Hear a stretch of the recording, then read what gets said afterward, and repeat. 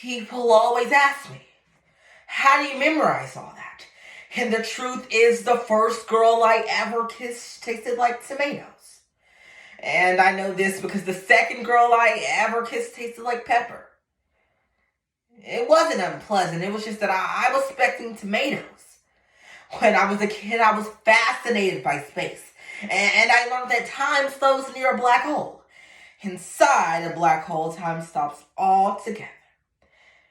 Whether or not this theory will ever be proved, but I'm moved to believe that this will be the perfect place to love someone.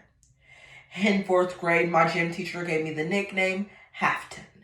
I remember it because it was the first time I ever told somebody, go fuck yourself. And I meant it. He quit calling me the name after he tried to get me in trouble for what I said, in which my grandmother replied, Mr. Shithead, I told him to say it. I remember my grandfather's blue toolkit, where he had a secret stash of raisins. And I recall thinking, my granddaddy had the worst taste in candy. But he did teach me how to tie a tie. My first opportunity to apply this knowledge was my first date. A 7th grade classmate who showed up wearing acid wash jeans and a Def Leppard t-shirt. 20% of students experience bullying nationwide. Bullying is the #1 effect on mental health. Listen closely as we dive into Tomatoes by Shane Koyczan. I wore a suit and tie, and when she asked why I was all dressed up, I told her my other clothes smelled funny. I am not saying it ended badly, but she would wind up leaving me for a boy who could make fart noises with his armpit. I'm forced to admit he was pretty cool. My 4th grade teacher had a rule about speaking out of turn. Failure to learn and practice this lesson would result in having to sit outside. I know this because I tried it once, and when she finally came to check on me, she asked, what was so important that it couldn't wait?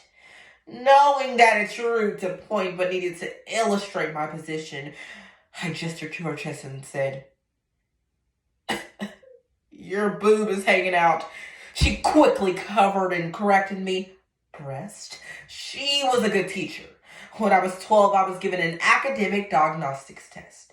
Later, the instructor informed me I had an aptitude for history. He looked puzzled when I replied, yeah, but that was yesterday. Today, I'm more interested about learning and tomorrow.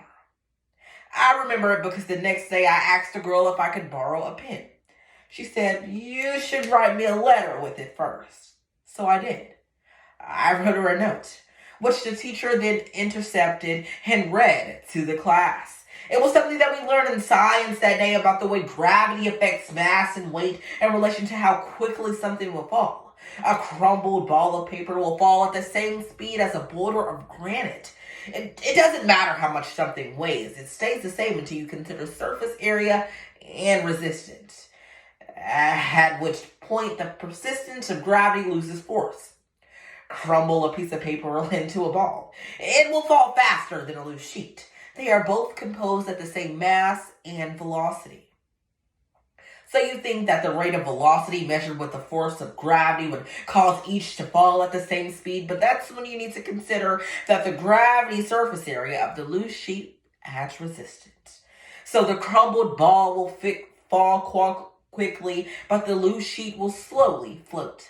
I read a note explaining that when two people are falling for each other, they do so at the same speed. There's no need in the physics explanations or something that we can make no use of. Einstein once said, gravity won't be held responsible for people falling in love. I wrote her a note telling her, if I fall in love with you, no one will ever be able to explain it. And I think that's beautiful. Despite the class laughing, she did as well. Which is how I can tell that I then know and now still know she tasted like tomatoes. I don't remember how every song goes. I can't recall every person I met. I mean, I'm terrible with birthdays, but I remember all the ways people have affected me. how our stories became memories, and if you were enough, then you're in there somewhere. Maybe it was a truth or dare kiss, or a simple act of kindness, one that reminded me to remember this moment and mark it as a memory so we could both have it to look back on. From this life, I've drawn conclusions so big they can't fit into the tiny comic book boxes because I don't want to risk losing the detail just so I can make the story fit. It's not a trick. I remember how things felt, which in turn make me remember how things happened. Like my first attempt at skateboarding, where I received a down to the bone skin knee. I remember a tree that looked like a man with huge arms trying to hold up the sky. I used to try to climb to the very top until one day I couldn't get down. I remember the man with the brown car who tried to convince me he was sent to pick me up by my mom. Number one, I live with my grandparents. Number two, he didn't know the safety word. I recall when it finally occurred to me, I'm pretty fantastic. It's not magic. I remember because I make comparisons, not in terms of better or worse, just different.